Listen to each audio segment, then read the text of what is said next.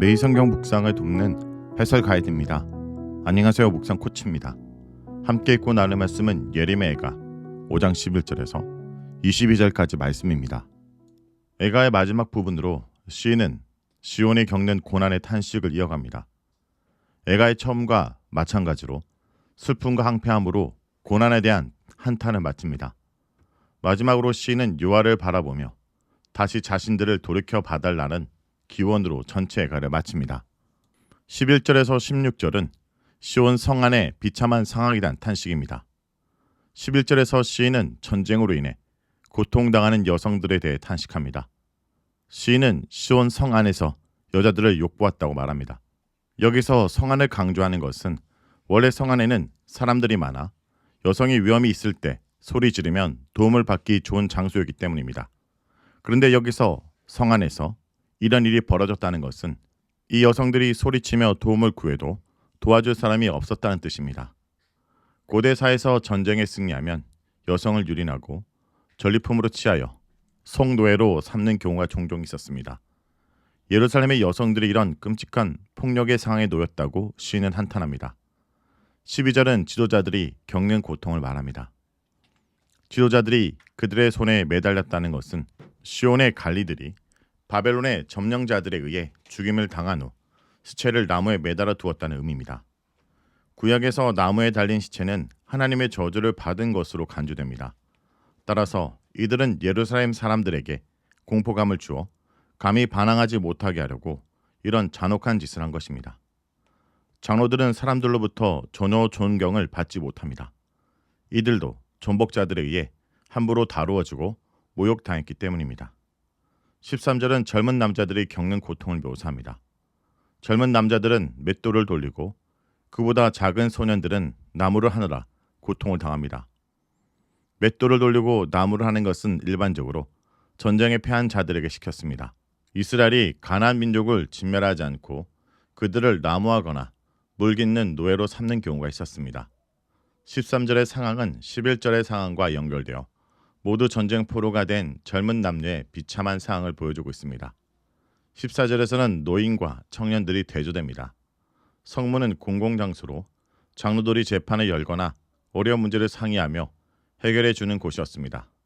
따라서 성문에 노인이 앉아 있다는 것은 장로들이 조언하고 판단하는 권위와 명예를 가졌다는 뜻입니다. 그러나 더는 장로들이 그런 명예와 권위를 가질 수 없게 되었습니다. 청년들은 축제나 여러 행사에서 악기를 연주하며 노래하고 춤췄는데 축제도 행사도 사라지게 되었습니다. 11절에서 14절은 모두 주어가 맨 앞에 나오는 동일한 형식입니다. 이것은 각양각색의 모든 사람들이 전쟁의 고통을 겪고 있다는 것을 보여주기 위함입니다. 15절에서 16절은 이런 상을 겪는 예루살렘 사람들의 생각과 슬픔을 표현합니다. 15절에서 시인은 우리의 마음의 기쁨이 그쳤고 춤이 변하여 슬픔이 되었답니다. 슬픔으로 번역된 에벨은 애곡, 통곡이란 뜻으로 기쁨의 춤이 죽음을 애도하는 통곡으로 바뀌었다는 의미입니다. 16절에서 면류관으로 번역된 단어는 왕관을 가리키며 왕과 같은 고귀함을 나타냅니다. 우리의 머리에서 면류관이 떨어졌다라는 것은 유다 백성의 고귀함이 사라졌다는 뜻입니다. 유다 백성은 자신들이 하나님의 백성이라는 자부심으로 가득했었습니다. 하지만 예루살렘 함락으로 그 명성과 자부심이 모두 사라졌습니다. 16절 하반절에서 시인은 장탄식을 하며 이 모든 일의 원인이 자신들의 죄 때문이라고 고백합니다. 시인은 현실을 직시하였으며 그 원인이 된 자신들의 죄에 대해서도 회피하지 않고 인정합니다. 죄에 대한 인정이 비록 가슴 아프고 수치스럽지만 시인은 결코 회피하려 하지 않습니다. 자신의 현실과 죄를 직시할 수 있는 힘이 있었기에 19절의 이하에서 시인은 하나님께 돌이켜달라고 간곡히 요청할 수 있었습니다. 17절에서 18절은 완전히 항폐한 시온의 상황입니다. 17절에서 18절은 전치사 알로 시작되며 뭐뭐하기 때문이라는 이유를 나타내는 용법으로 사용되었습니다. 17절은 이렇기 때문에로 시작합니다. 여기서 이것이 가리키는 것은 2절에서 16절에 언급한 시온의 비참한 상황들을 말합니다. 비참한 상황 때문에 시인은 마음이 무기력하다 말합니다. 이런 상황에서 벗어나기 위해 그들이 할 수 있는 일은 전혀 없습니다. 언제 이런 상황이 끝날지, 얼마나 더 하나님의 징벌을 받아야 할지, 하나님이 이 심판을 언제 어떻게 멈추실 것인지, 우리를 괴롭히던 악인들을 심판하실지 전혀 알 수 없습니다. 시인과 공동체는 철저하게 무기력했습니다. 17절 하반절에서 우리의 눈이 어두워졌다 한 것은 두 가지 의미로 해석할 수 있습니다. 첫째, 너무 울어서 눈이 상했다는 뜻입니다. 재난으로 인해 몸과 마음이 모두 약해졌다라는 것입니다. 둘째, 아무런 희망을 찾을 수 없는 상황으로 볼 수 있습니다. 이 경우 마음이 무기력하다는 말과 연결되어 아무런 희망을 찾을 수 없는 무력하고 절망적인 마음 상태를 표현한 것입니다. 어떤 해석을 취하든 현재 시인이 매우 힘들고 절망적인 상황이라고 표현하고 있는 것은 분명합니다. 18절은 성읍 이스라엘도 황폐하게 되어 더는 사람이 사는 곳이 아니라 여호와 같은 들짐승이 왕래하는 곳이 되었다 합니다. 많은 사람들이 왕래하며 번성하던 아름다운 성읍이 이제는 황폐해져 들짐승이 왕래하는 곳이 되었습니다. 이러한 모습을 바라보는 시인의 심정은 매우 비참했을 것입니다. 시인은 자신과 시온의 철저한 무기력과 황폐함을 고백하면서 여호와께로 나아갑니다. 여호와만이 오직 이런 상황을 타개할 수 있는 분이기 때문입니다. 19절에서 22절은 여호와께로 나아가는 시인의 모습입니다. 19절에서 시인은 다시 여호와를 부릅니다. 19절은 여호와가 영원히 계시다는 것과 그의 보좌에 계속해서 여호와가 앉아 계시다는 것을 송축합니다. 이것이 시인이 믿고 의지하는 희망의 보류이며 신앙입니다. 지금은 시온의 멸망으로 여호와가 안 계신 것처럼 보이고 여호와의 보좌가 무너진 것처럼 보입니다.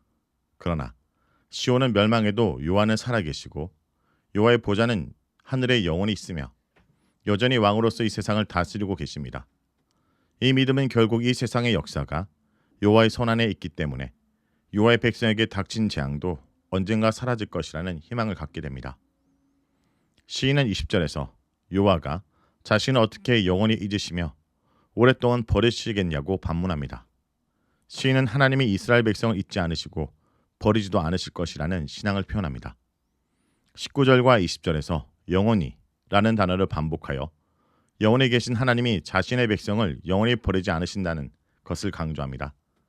21절에서 시인은 여호와께 요청합니다. 자신들에게로 돌아와 달라고 요청합니다. 그러면 하나님의 자비하심에 의지하여 자신들도 하나님께 돌아갈 것이며 그렇게 되면 이전처럼 완전히 회복될 수 있을 것이라고 희망합니다. 21절의 이 표현은 철저히 하나님의 자비를 먼저 구하는 행동입니다. 하나님의 용서와 자비가 있어야 그 은혜를 힘입어 하나님께 나아갈 수 있고 회복될 수 있습니다. 시는 전적으로 용서를 하나님의 주권에 맡기고 있습니다.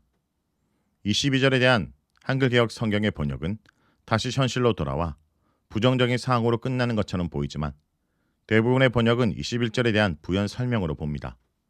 완전히 버리신 것이 아니라면 진노하심이 매우 크지 않으시다면로 해석합니다. 시인은 하나님의 사랑에 의지하여 끝까지 하나님을 붙잡고 희망을 품으려 합니다. 이런 시인의 모습을 오늘날의 그리스도인들도 본받아야 합니다. 절망적인 상황에서도 살아계신 하나님을 믿고 고난을 통과하는 인내와 희망이 그리스도인들의 삶의 여정 속에서 필요합니다. 그런 의미에서 애가를 부른 시인의 철저한 고통의 울부짖음이 오늘 우리에게 위로와 희망이 됩니다. 성도 여러분, 선지자는 시온의 영광이 떨어지고 희락의 애통으로 변한 것은 자신들의 죄 때문이라고 고백합니다. 하나님의 거룩한 전이 있는 시온이 여호와가 놓은 곳으로 바뀐 것을 보고 선지자의 마음은 피곤하고 그의 눈은 맑은 눈물로 상했습니다. 하지만 절망의 먹구름 너머에 계신 영원하신 하나님께 유다의 미래를 맡기고 있습니다. 유다를 생각하면 언약은 파기되어야 마땅하지만 자비와 긍휼이 풍성하신 하나님을 생각하면 아직은 소망이 있습니다. 주님만 돌아오시면 그 백성도 돌아올 수 있고 옛적같이 주와 교제하는 새날을 기대할 수 있습니다. 말씀을 놓고 기도하겠습니다. 주님, 이 시대에 하나님 마음을 가진 자로서 주님의 마음에 공감하며 눈물 흘리는 자가 되게 하여 주옵소서. 무엇보다 타락하고 주님을 떠난 이 세상을 바라보며 애통의 눈물을 흘리는 자가 되게 하여 주옵소서. 예수의 이름으로 기도합니다. 아멘.